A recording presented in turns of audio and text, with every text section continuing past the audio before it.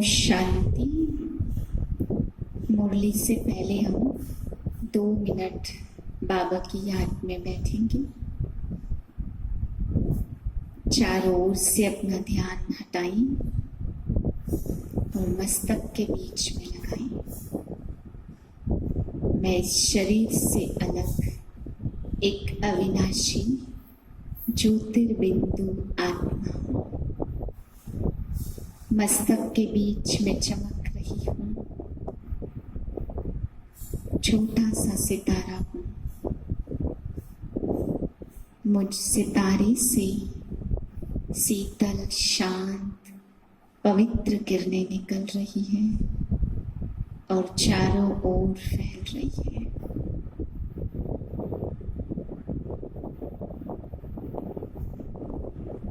मैं आत्मा अपने शांत चित्त से शिव बाबा के महावाक्यों को धारण करती हूँ।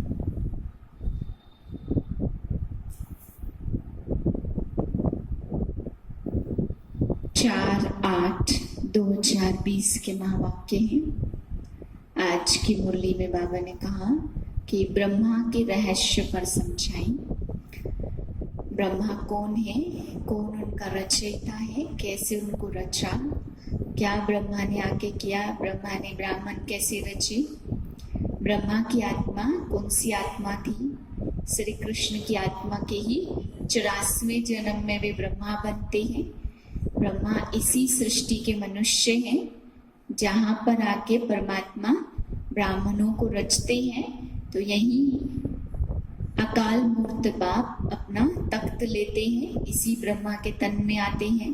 तो कैसे वे ब्राह्मणों की रचना रचते हैं, कैसे परमपिता परमात्मा आदि पिता के तन में आते हैं, कैसे रचना रची जाती है, यह बाबा ने कहा सिद्ध करके बताना है। क्योंकि इस ब्रह्मा के रहस्य में ही सभी मूझ जाते हैं कि दाढ़ी मूंछ वाला साधारण कौन व्यक्ति इन्होंने दिखाया है। तो बाबा कहते हैं जब प्रजा यहाँ है तो प्रजा पिता भी यहीं आकर के होगा ना। ऐसे तो ब्रह्मा सूक्ष्म वतनवासी है, परंतु वे प्रजा पिता तो इसी धरती पे आकर के बनेंगे। तो बाबा कहते बच्चे इस रहस्य को समझाओ। दूसरा बाबा ने आज एक नई और अच्छी बात बताई कि श्री कृष्ण का जन्म होगा तो श्री कृष्ण को प्रिंस कहा जाता है। तो राजकुमार तभी होगा ना जब राजा के घर में जन्म लेगा। तो बाबा ने आज कहा कि कोई साहूकार के घर में कृष्ण का जन्म नहीं हो सकता, राजा के घर में ही श्री कृष्ण का जन्म होगा। यानी कलयुग अंत में जब कोई राजा होगा तब राजा के घर में कृष्ण का जन्म होगा, तभी वो राजकुमार कहलाएंगे। भले उस राजा का इतना नाम नहीं होगा, लेकिन बाबा ने कहा राजा ही घराने में ही श्री कृष्ण का जन्म होगा। भले उनके माता पिता का इतना नाम नहीं होता, क्योंकि वे संगम युग पे इतनी पढ़ाई नहीं करते हैं। श्री कृष्ण ज्यादा सर्वगुण संपन्न बने, ज्यादा पढ़ाई की, इसलिए श्री कृष्ण का नाम ऊंच है। माता पिता का नाम इतना ऊंच नहीं है, वे कलयुग के ही हैं और वे सतयुग के हैं। लेकिन बाबा ने कहा साहूकार के घर में जन्म नहीं हो सकता, राजा ही घर में ही जन्म होगा। और राधे के माता पिता भी बाबा ने कहा बहुत ऊंच होते हैं। फिर आगे बाबा बता रहे हैं कि तुम बच्चों को याद की मेहनत करनी है। ज्ञान में कभी कम कभी ज्यादा नहीं होते, परंतु याद की अवस्था कभी कम कभी ज्यादा हो जाती है। फिर बाबा ने ये भी बताया कि बच्चे बाप को जानी जाननहार कहते हैं तो उसका अर्थ अलग है और सर्वव्यापी अलग है, अंतर्यामी अलग है। बाबा ने कहा मनुष्य तो सभी को मिला के एक कर देते हैं। जानी जाननहार का मतलब है आदि मध्य अंत की नॉलेज को जानते हैं। इसका मतलब ये नहीं कि हर एक के अंदर की बात जानते हैं। बाबा ने कहा बाप अंतर्यामी नहीं बनते, अगर अंतर्यामी बनते तो आगे की बात बताते फिर सारी, इसलिए आगे की बात बाबा नहीं बताते हैं। तो अंतर्यामी नहीं है लेकिन नॉलेज सारी जानते हैं, नॉलेजफुल है, लेकिन जानी जाननहार जो कहा वो हर एक ज्ञान को जानने वाला। बाकी बाबा ने कहा सर्वव्यापी भी नहीं है, क्योंकि सब में व्याप्त भी वो नहीं है।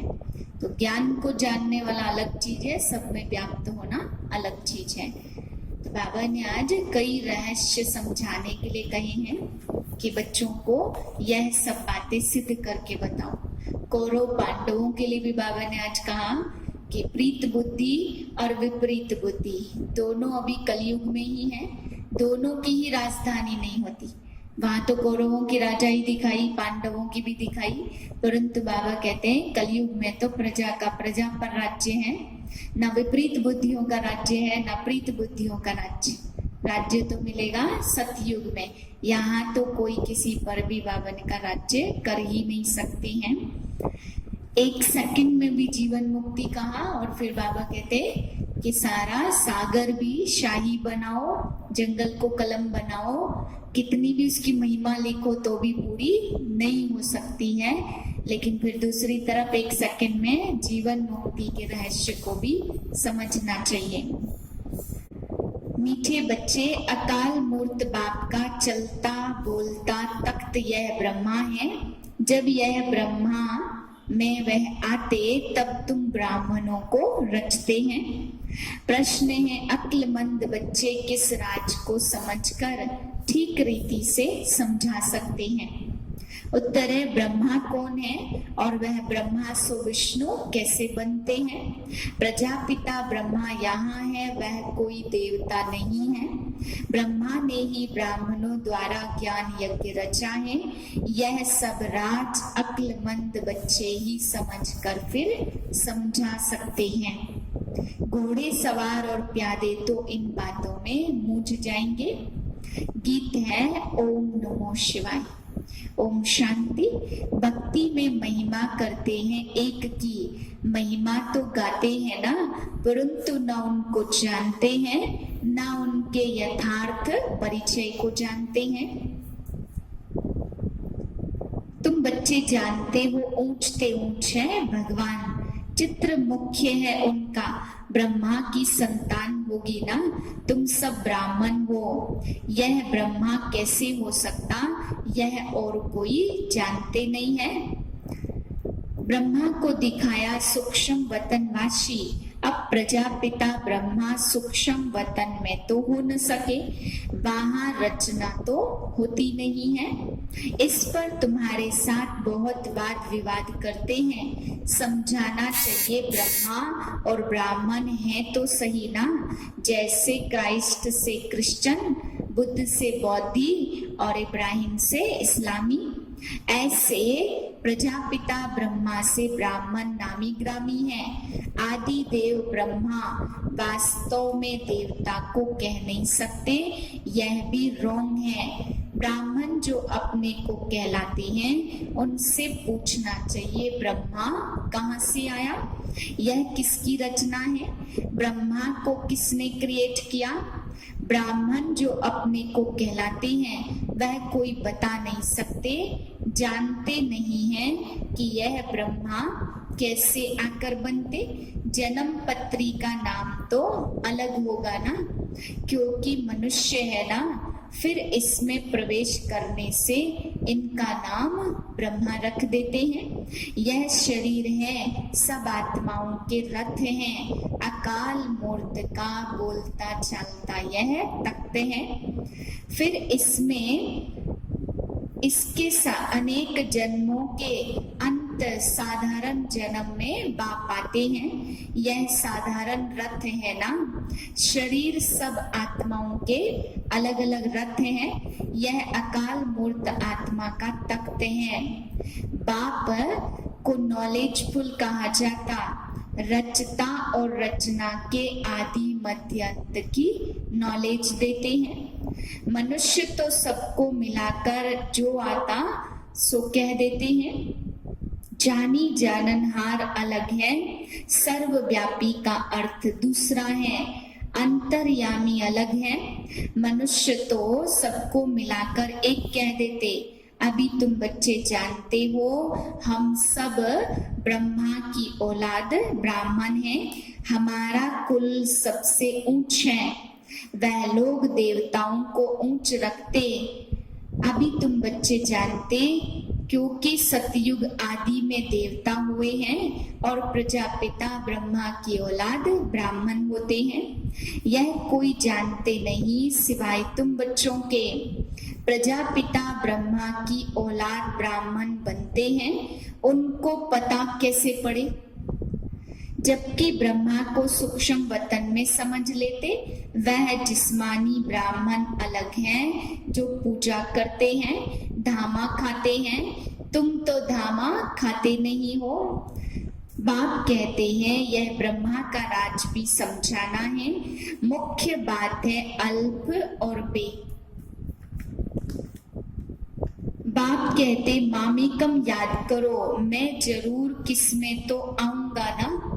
उनका नाम भी होना चाहिए। उनको आकर रचता हूँ ब्रह्मा के लिए। तुमको समझाने का बहुत अक्ल चाहिए।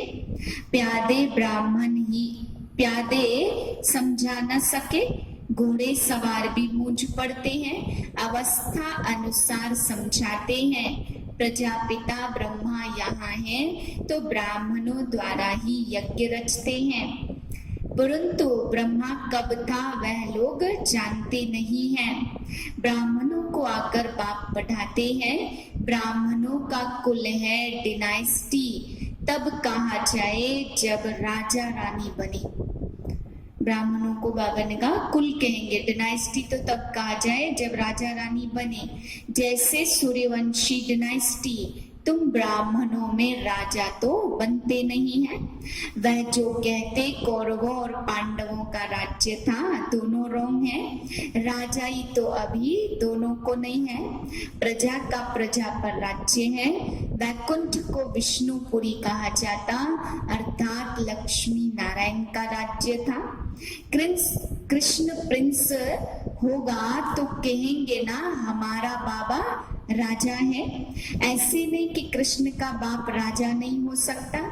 कृष्ण प्रिंस कहलाया जाता तो जरूर राजा के पास जन्म हुआ है।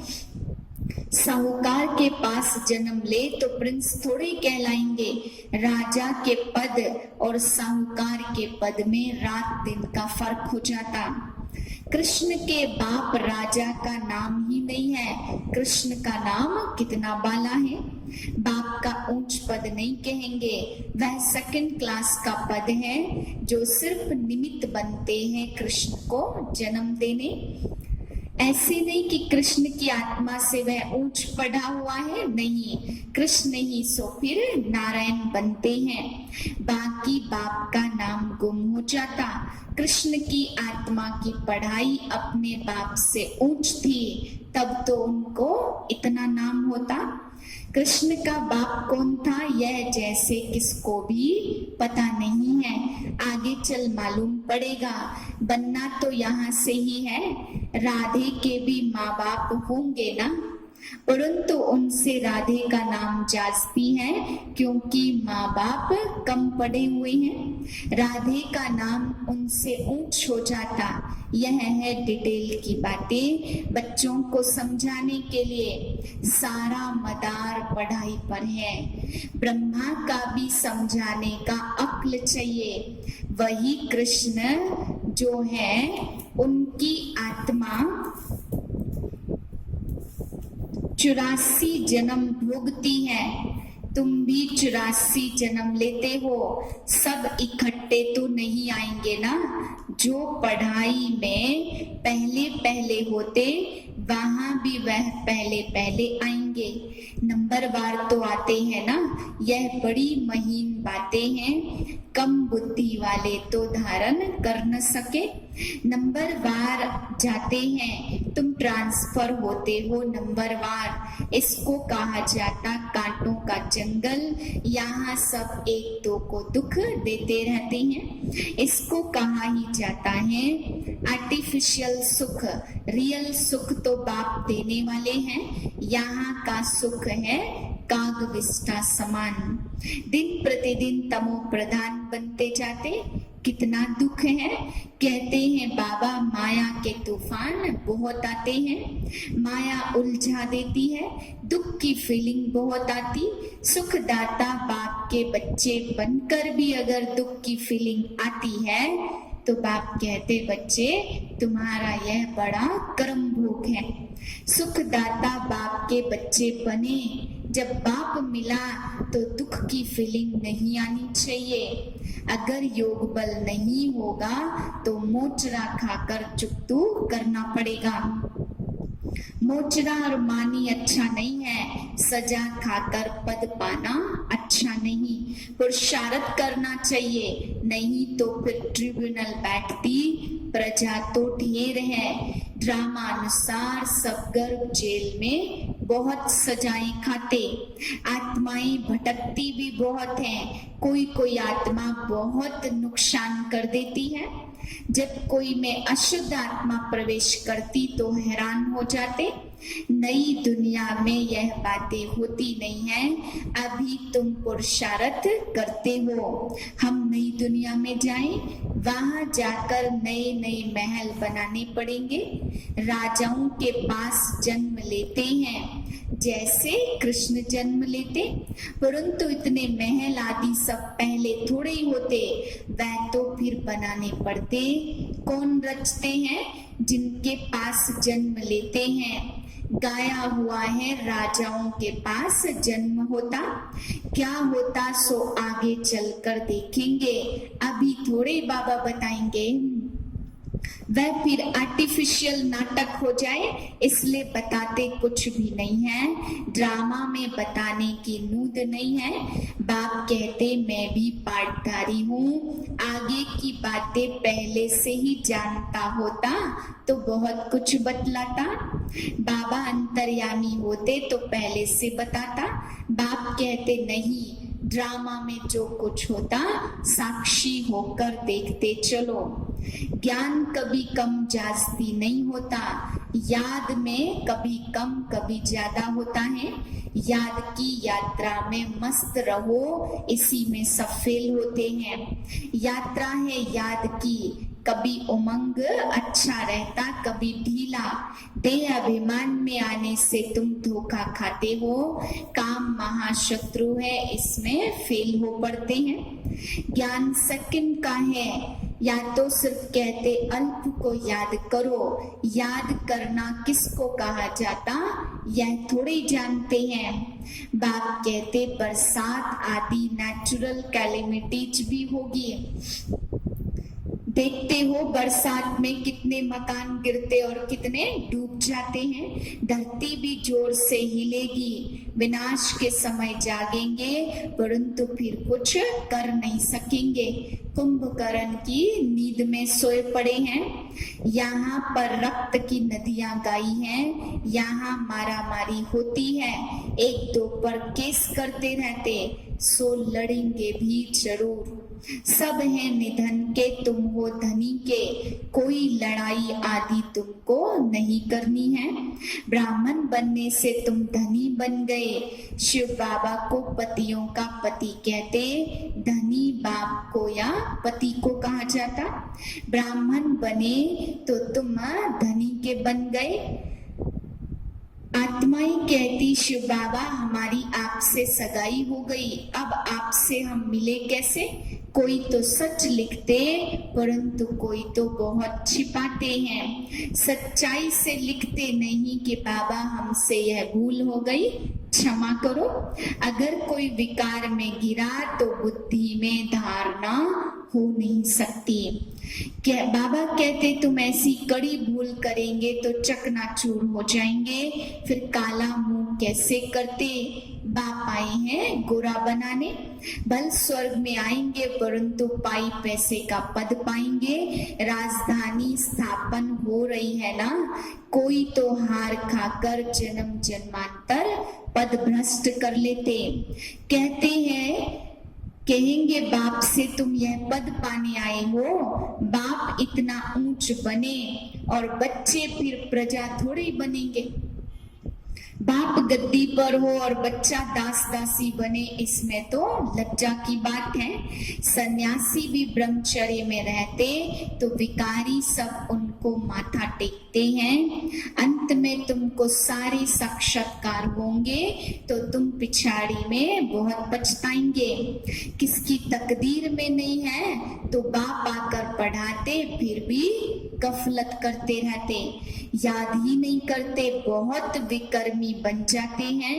तुम बच्चों पर है अब बृहस्पति की दशा, इससे ऊंच और कोई दशा होती नहीं है। दशाएं चक्र लगाती रहती हैं तुम बच्चों पर। अच्छा, मीठे मीठे सिकिलधे बच्चों प्रति माता पिता बाप दादा का याद प्यार, गुड मॉर्निंग। रूहानी बाप की रूहानी बच्चों को नमस्ते। हम रूहानी बच्चों की रूहानी बाप को नमस्ते। धारणा के लिए है पहली पॉइंट, इस ड्रामा की हर सीन को साक्षी होकर देखना है। एक बाप की याद में मस्त रहना है। याद की यात्रा में कभी उमंग कम ना हो। दूसरी पॉइंट, पढ़ाई में कभी गफलत नहीं करना। अपनी ऊंच तकदीर बनाने के लिए पवित्र जरूर बनना है। हार खाकर जन्म जन्मांतर के लिए पद भ्रष्ट नहीं करना है। वरदान है, मन मना भव के महामंत्र द्वारा सर्व दुखों से पार रहने वाले सदा सुख स्वरूप भव। जब किसी भी प्रकार का दुख आए तो मंत्र ले लो जिससे दुख भाग जाएगा। स्वप्न में भी जरा भी दुख का अनुभव ना हो।